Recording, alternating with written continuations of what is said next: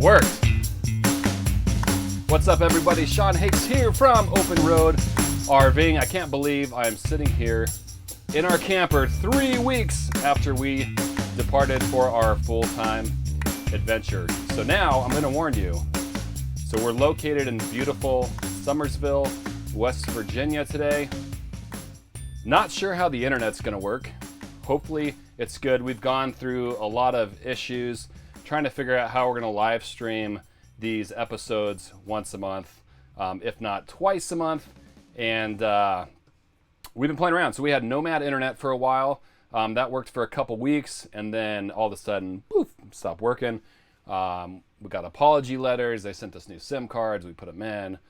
Still nothing worked. So here we are, stuck with nothing at the moment. But it's cool. So Verizon luckily allows you to take your cellular data plans, which are unlimited, and add a little bit of extra premium Wi-Fi, or what would it be, hotspot data, to allow you to do things like this. So we started running low, upped it to about 30 gigs a month, which should be enough to do these fun shows. So welcome to the inaugural episode 0 of who we are, which is the Hakes family. Adriana, my wife, who is a former school teacher, is out with the kids right now doing some road schooling, so you're stuck with me today. My background is in internet marketing, and then we have two beautiful young children, Amara and Levi, who are probably out getting ice cream at some point for their time off here. So anyways, appreciate you guys joining us. The focus of Open Road RVing, we're going to be doing campground reviews, product reviews, tips, tricks, things that we learn along the way. There's also a lot of RV shows out there currently that teach you how to save money.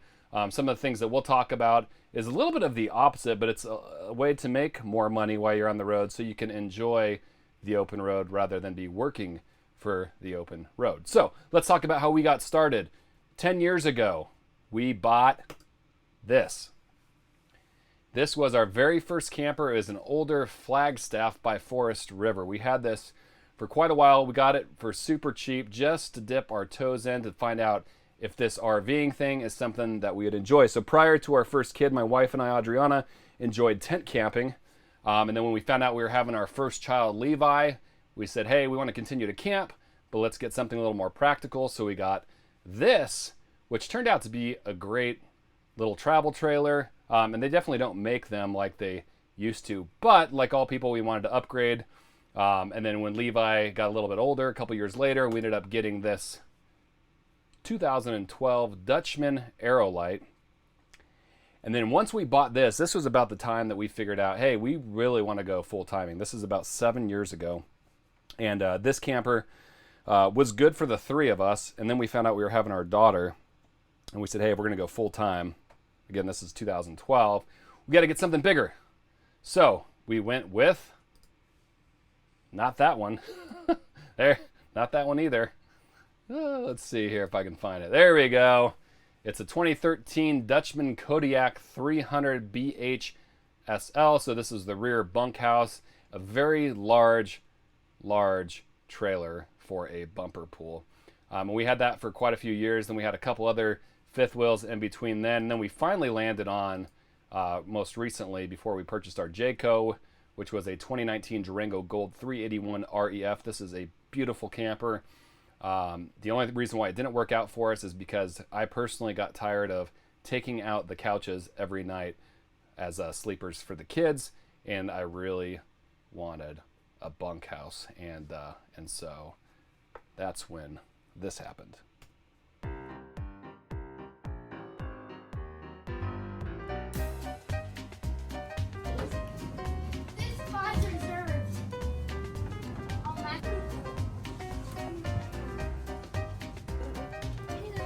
What did you find up there? I found Levi. Hi. Okay, let's see how easy you can climb up there. This is our new camper. Ooh, the ceilings are a little low up here, so it's harder to get. You get a higher ceiling. I like the color of the floor and the ceiling.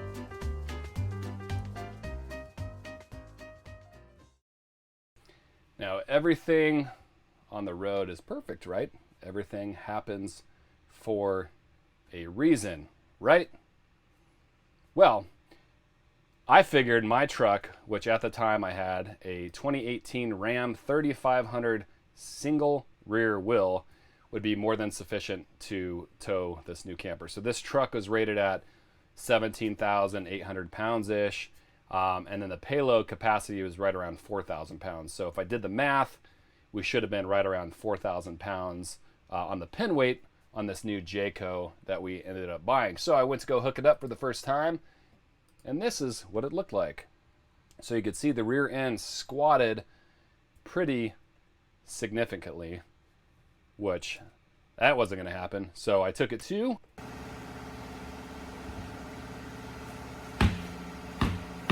All Around Auto Care in Castle Rock, Colorado. So I put new tires on it. I actually put a wrap on it, and I got airbags on it, thinking that would help it. And so from our house, we drove 6 miles to our first campground. We did that strategically, just knowing that we would potentially have to run back home for things we may have forgotten.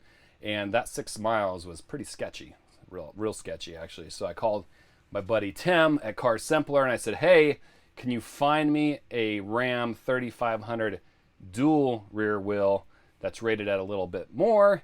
And then I ended up getting this, which is our new truck that we're riding in today, which is rated at 34,000 pounds and some change and around 6,000 pounds of capacity. So if you're going to learn something from this, just go big. Go big. If you think you're going to upgrade at some point in the future, go big, because I would have saved a lot of money going with the right equipment in the first place.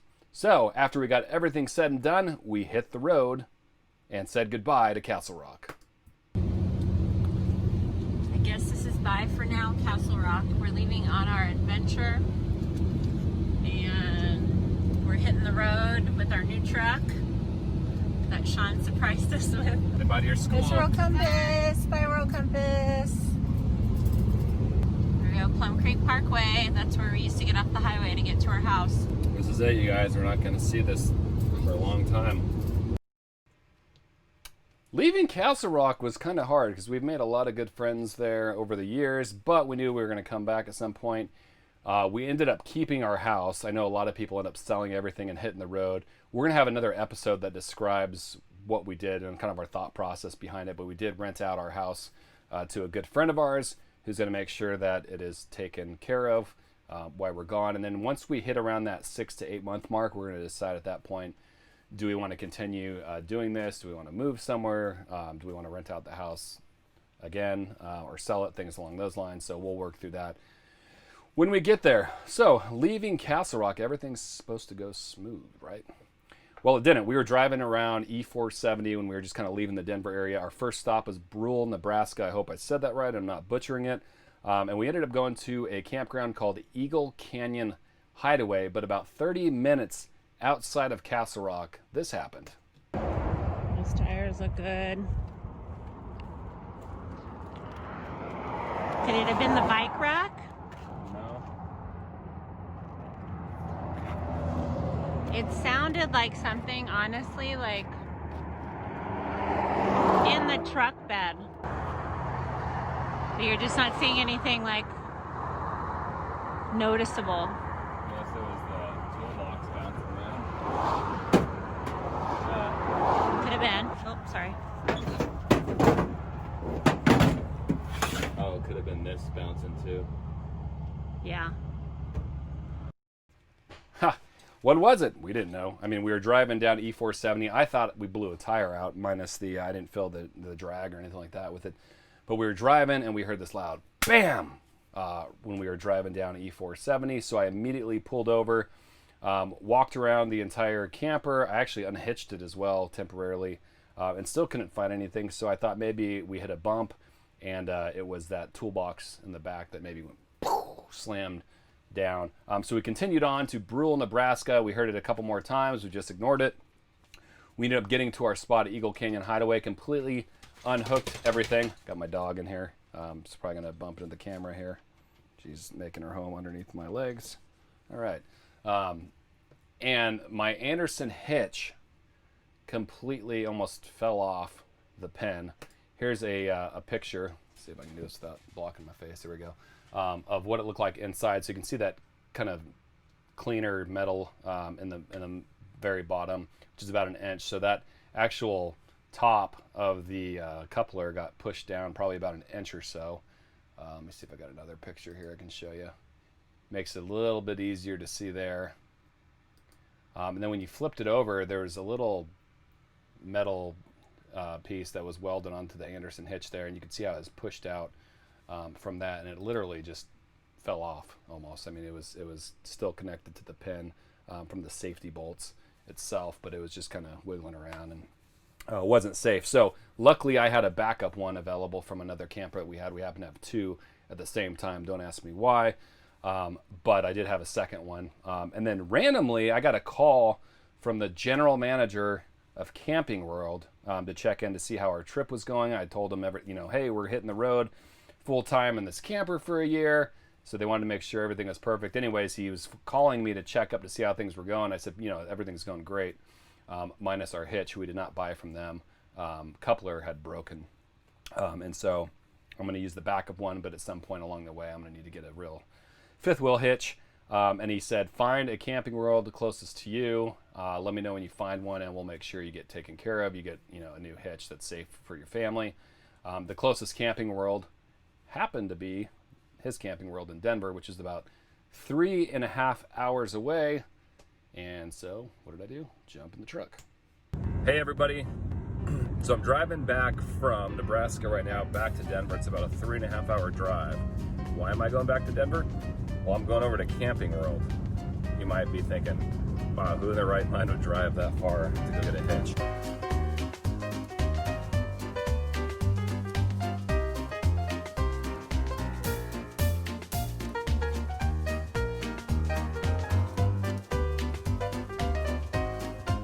Hey, Matthew Erlin, General Manager of Camping World in Denver, here in Golden, and the internet sensation Sean Hakes called me with a 911, had a broken coupler on his Anderson hitch. So luckily they were only about 3-4 hours out, so we were able to do an emergency job. I think he left his family at the campsite, but I got my master technicians right now pulling the switch, doing the hitch work here. And he shows up with this new beast, this big bad truck. This thing's amazing. We've dropped the actual hitch down onto the rail system, and there's 4 last pins that go in to lock that into position. So getting it lined up.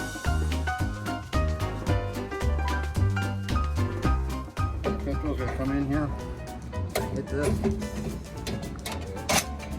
I'll lock it in. We did buy our trailer from Camping World. It was a incredible experience. It is the closest and best deal from where we're at. There are some other kind of random trailer shops and stuff like that out here, but for the price savings that I'm going to get going to Camping World, it's worth the 3.5 hour drive to get it. So I got to give a huge shout out to Matthew, the GM over at Camping World of Denver. I know Camping World in general gets a lot of flack from the RV community. In fact, I've been one of those people going at them hardcore about things in the past. But really, the stores are individually operated and run, and if you find one that works with what you're doing and they deliver exceptional customer service like this one, it's pretty amazing. So what I would recommend is finding one. If you're in Denver, you got to call Matthew. This guy obviously puts his whole heart into that dealership, because I felt like $1 million the entire time. And so we got our camper fully prepped and taken care of. I got everything I needed. When I went to go get that hitch, they were literally waiting there for me. I pulled my truck up. They had the hitch ready to go, threw it in my truck, sent me on the road with some bags of candy and soda and things like that for the 3.5 hour drive back. It was pretty awesome. So, and one thing before I forget too, if you're watching, make sure you like, share, thumbs up, thumbs down, I don't care, comment and subscribe to our channel, because we're going to have a lot of really cool episodes coming up. We're going to start doing the first Tuesday of every month. The only way that will change is if I'm traveling, and if I'm traveling, we'll try to do a pre-recorded one.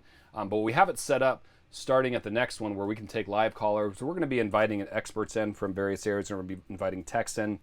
I also got an insurance agent coming on next episode, so next month, to talk about whether or not an insurance policy will cover someone who knowingly has a trailer that is not rated for their truck. So for an example, if you got a truck that's rated at 17,000 pounds, you're pulling a 21,000 pound trailer or a payload capacity of 4,000 pounds and the trailer has a 5,000 pound pen weight, whether or not that'll be covered, because that's a common issue I see on the forums with people going back on whether or not they should upgrade their truck. I upgraded mine. I think I was close, but it wasn't my comfort zone. So that's why I went, sure, my truck probably could have pulled that trailer without an issue, but I ended up getting a bigger one anyways, and now I feel 100% safe, and it wasn't the best financial decision to upgrade after I only had my other one for a couple years. But being that we're going to be on the road for a year at least with the family, I wanted to make sure everyone was safe. So if you'll stick around, my wife Adriana is going to be doing a review of this really cool scooter called the let's see, it's the Speedway Legger, I think is how you pronounce it. And we buy all these little fun little pieces of equipment that make life in the campground just a little bit more fun. And if you've stayed at some of these campgrounds, they're enormous, and walking back and forth can get a little overwhelming, and it's not practical for us to get a golf cart, so we get these little scooters kind of like you would see around town. So stick around, she's coming up next, followed by some fun bloopers, and then we're out. So hopefully catch you next time. Thanks for watching Open Road RVing, RV Radio. I'm Sean Hakes, and we'll catch you next time.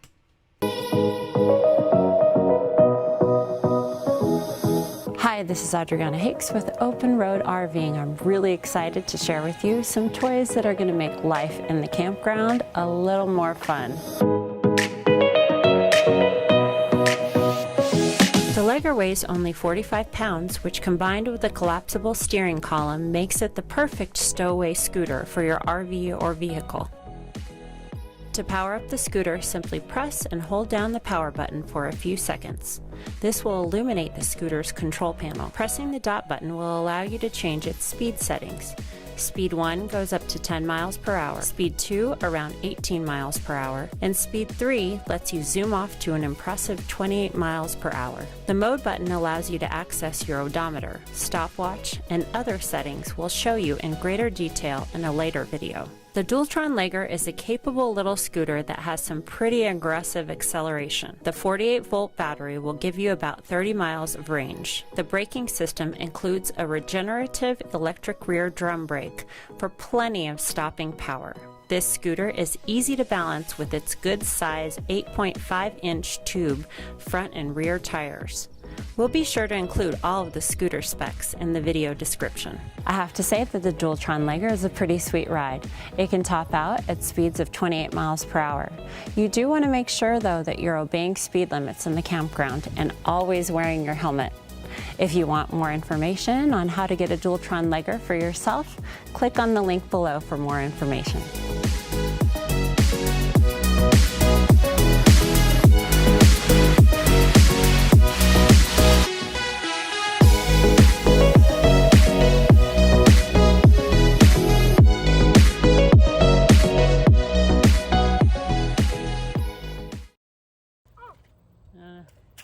Uh-oh, no, Levi, don't step in that, sweetie. You're gonna get stuck. Ah! We'll find it. Oh, I can't get up! Help!